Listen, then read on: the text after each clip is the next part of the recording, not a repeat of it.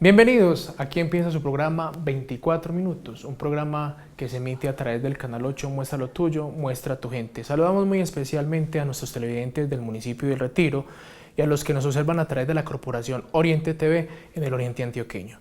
Hoy con un tema muy interesante, muy importante que toca los estándares internacionales, el fenómeno del niño. Ya volvemos con nuestro invitado.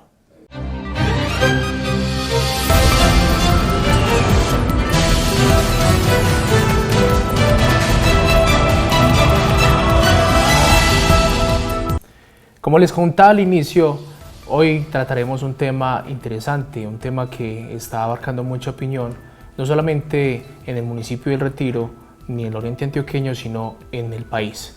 Un tema que trasciende lo internacional.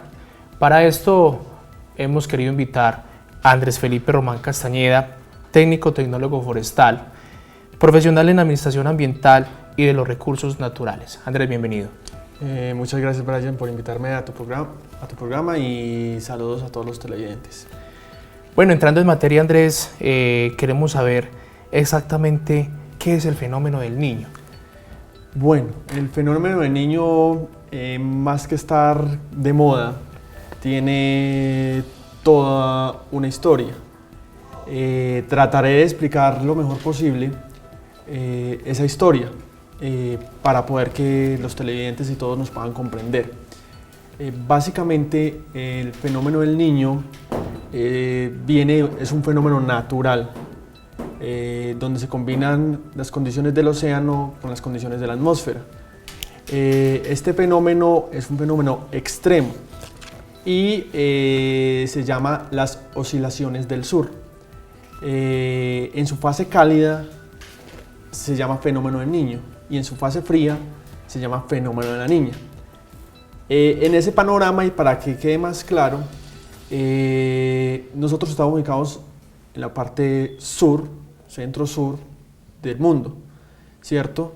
Entonces, al ser las oscilaciones del sur, hay un fenómeno desde el sudeste asiático, todo ese océano Pacífico hasta las costas, en este caso colombianas, pero todo el océano Pacífico, donde se unen las corrientes marinas y entonces cuando en el sudeste asiático las corrientes marinas bajan de temperatura por las cuestiones naturales, en las costas pacíficas se sube la temperatura del mar.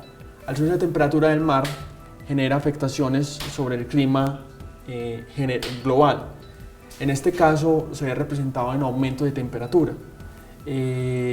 Normalmente está estipulado de que ese aumento de temperatura se da entre 1 y 2 grados. Eso precisamente es, digamos, técnicamente lo que es el fenómeno del niño. Bueno, sabemos que uno de los efectos es el calor, ¿cierto? Pero hay otros efectos. Bueno, los otros efectos que genera el fenómeno del niño, el primordial es el aumento de 1 o 2 grados. ¿Eso qué significa? Eso significa obviamente mayor temperatura y de hecho pues lo sentimos todos, absolutamente todos en este momento de donde se esté, sentimos que el clima, la temperatura está más caliente. Eso de una u otra manera genera ausencia de precipitaciones y afectación sobre los diferentes recursos naturales, principalmente el recurso agua, ¿cierto? Es de los recursos que más se afectan porque al no haber precipitaciones y haber temperaturas altas, pues se favorece la evaporación y demás y se reducen esos caudales. Y el agua como recurso vital pues afecta a otros recursos. Y otras actividades económicas, principalmente agropecuarias, que se ven representadas en cosas tan directas como el aumento del precio de los alimentos. Obviamente se desencadenan un montón de cosas, no solamente pues es el calor, sino que varía pues hay muchas cosas que varían. Sí, digo, nosotros de los recursos naturales dependemos exclusivamente de ellos y cuando hay estos fenómenos como tales pues sufrimos todos los seres humanos. Solamente hemos tocado el tema del agua.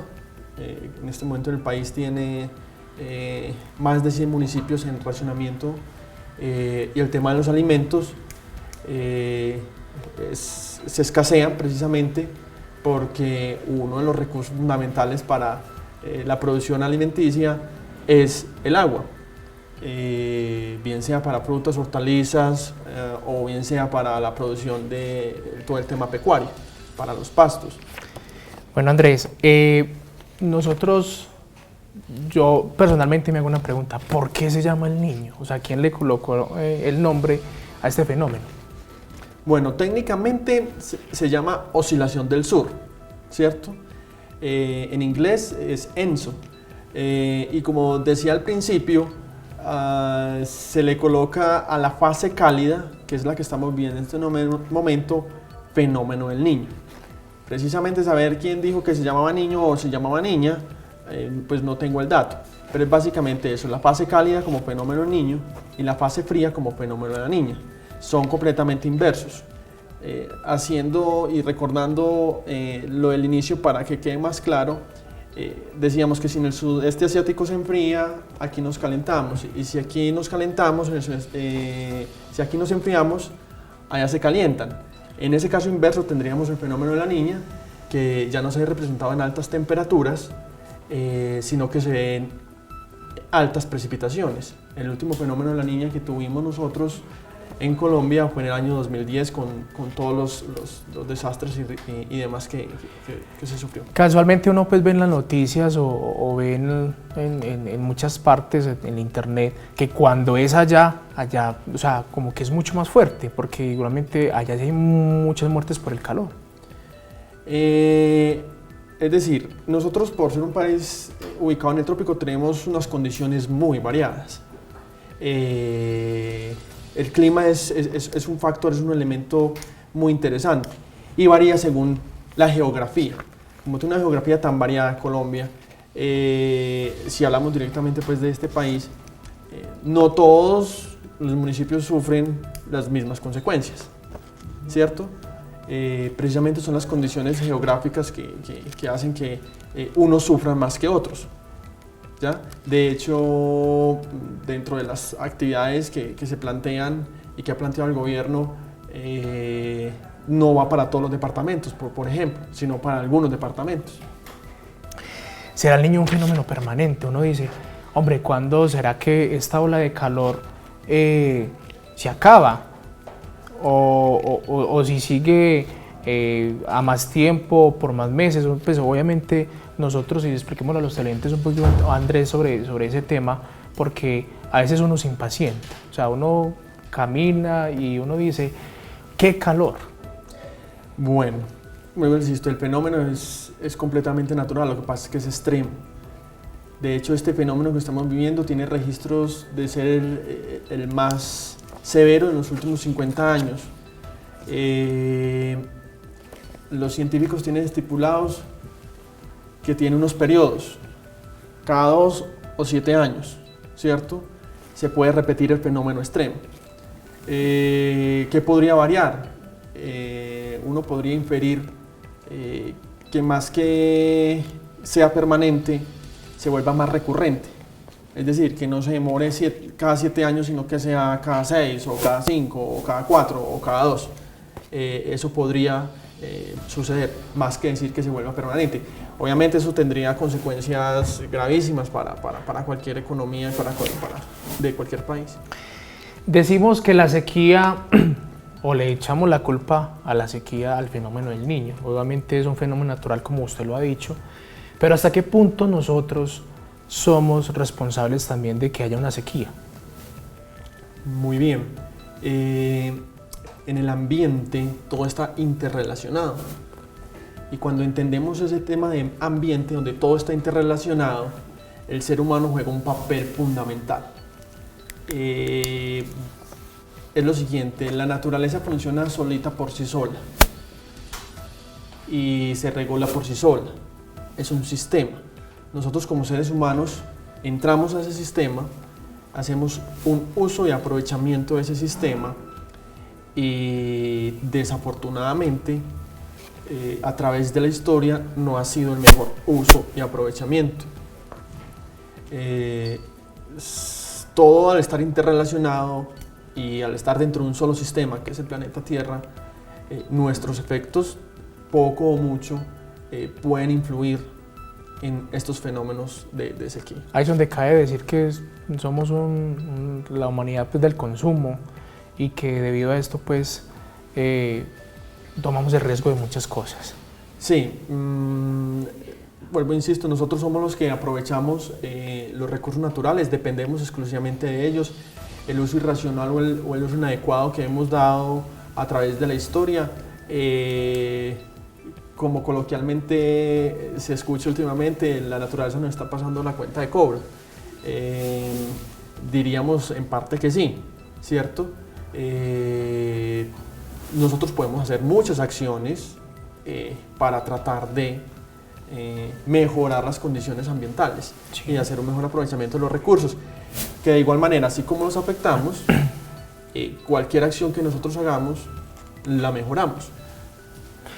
Obviamente nosotros estamos viendo en esta instancia y decimos, bueno, estamos en el fenómeno del Niño, pero nosotros teníamos pues la percepción desde chiquitos, bueno, viene el verano, viene agosto porque es el mes de las cometas y del viento, que ventea muy rico, muy sabroso, viene el invierno, ahora no sabemos pues obviamente a ciencia cierta cuáles son los meses de verano, cuáles son los meses de invierno.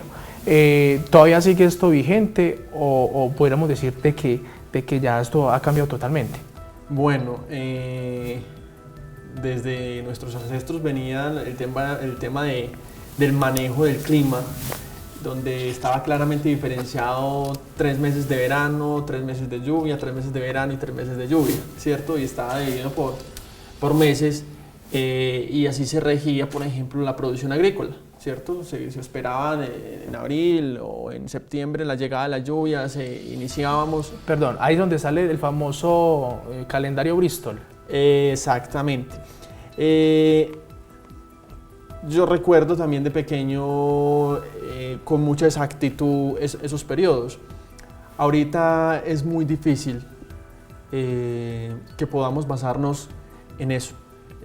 Realmente el clima está cambiando fuertemente y en detalles como esos, que seguro muchas personas lo habrán notado, no es factible decir vamos a tener 3 meses de lluvia, vamos a tener 3 meses de verano. Ahorita podemos tener en la mañana un sol fenomenal y a mediodía una fuerte precipitación, nuevamente un sol, etc. Eso hace parte del calentamiento global en general, que es, digamos, una situación ya a nivel de todo el mundo. Estamos viendo pues en nuestras localidades que, o al menos yo lo siento así, que no solamente en el día o en la tarde está el calor. Técnicamente, Andrés, en la noche, ¿por qué hace calor? Ok, depende también de la condición que se dé. Es decir, hay una regla básica que la cumple las nubes y es el de retener la temperatura, ¿cierto? Sobre todo en la noche, aunque la tarea fundamental la cumple la atmósfera, ¿cierto? Si no fuera por la atmósfera, pues estaríamos a temperaturas bajísimas. Normalmente en estas olas de calor, donde tenemos 1 o 2 grados, que es lo que dice la teoría que se aumenta por el fenómeno del Niño, la Tierra absorbe en todo lo que nosotros tenemos a nuestro lado, absorbe y retiene ese calor, ¿cierto? Y una vez llega la noche, empieza a soltar el calor.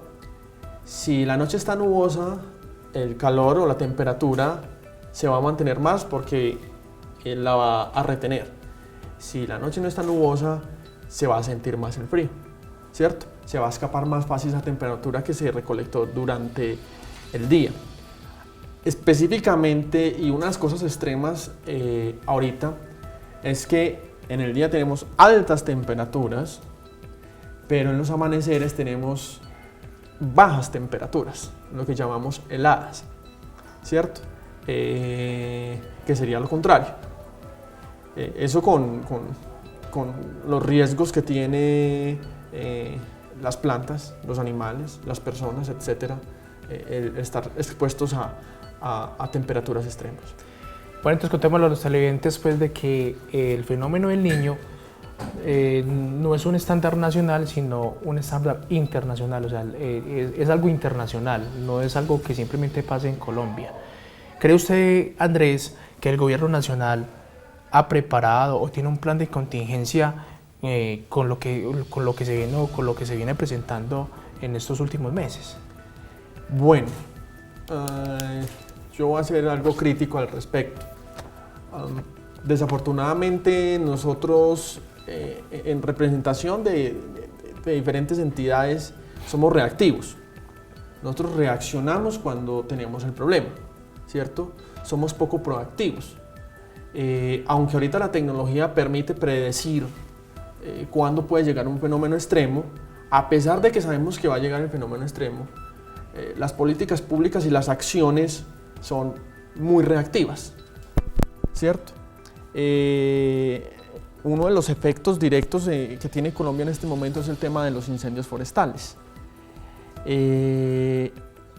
Hace poco tuve la oportunidad de que me llegase la información del plan de contingencias para incendios forestales.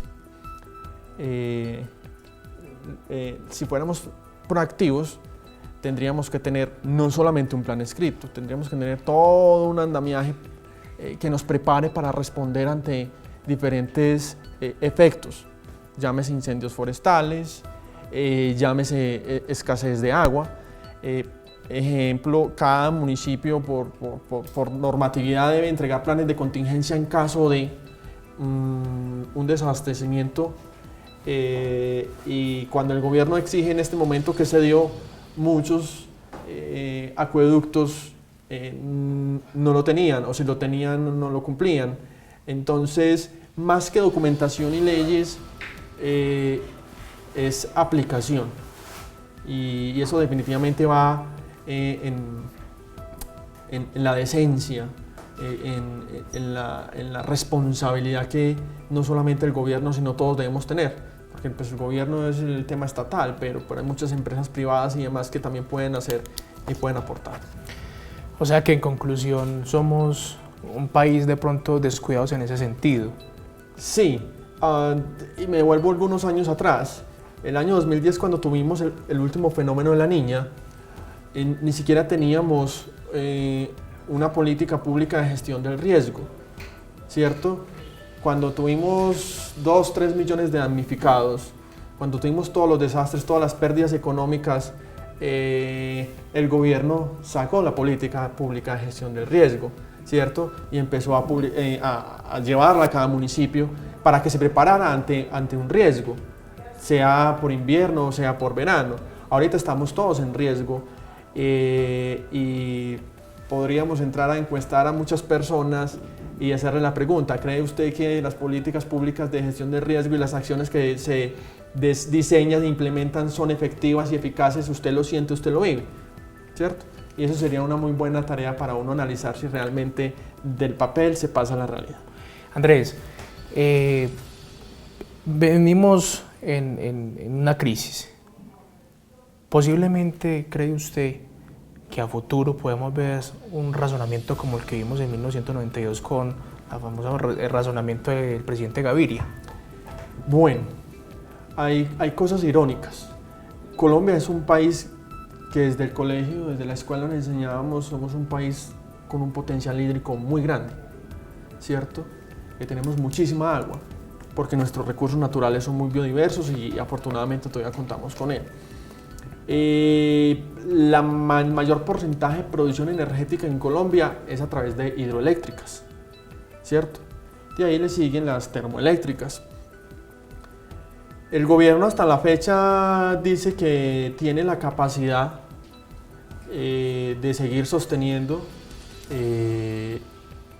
la interconexión, o sea, el suministro de electricidad a todo el país. habrá que confiar en esos datos.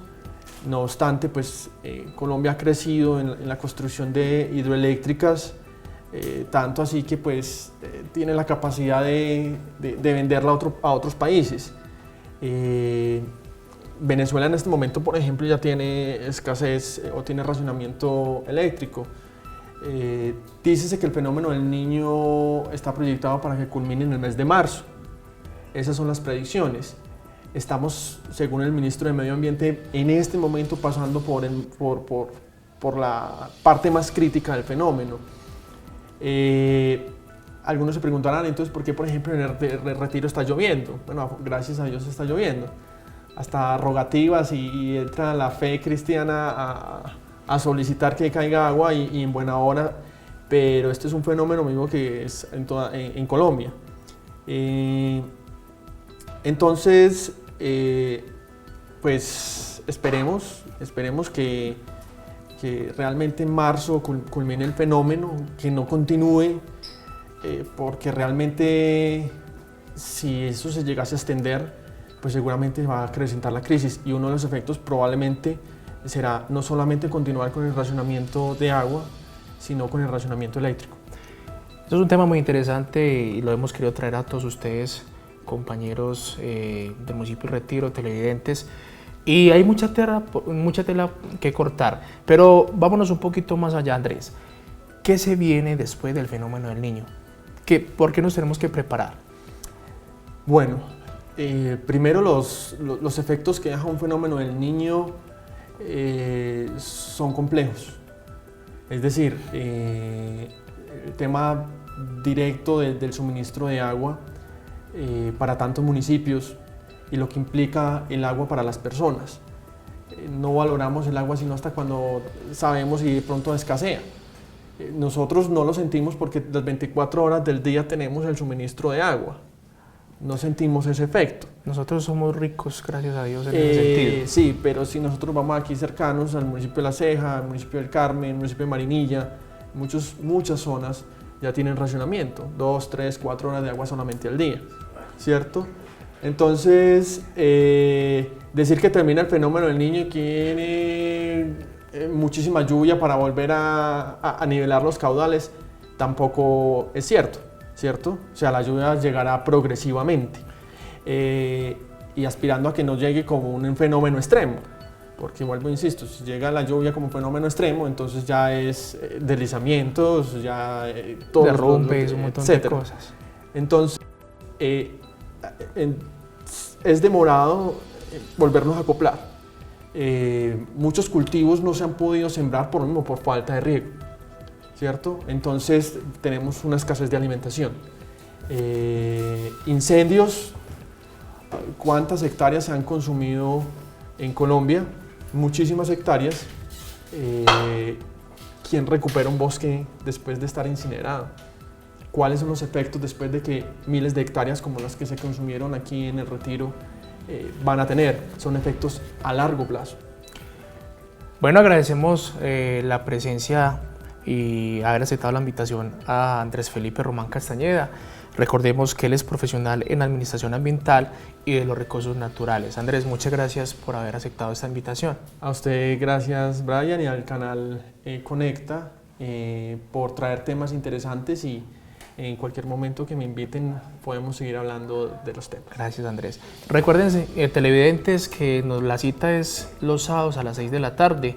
Nos esperamos con otro tema interesante dentro de 8 días.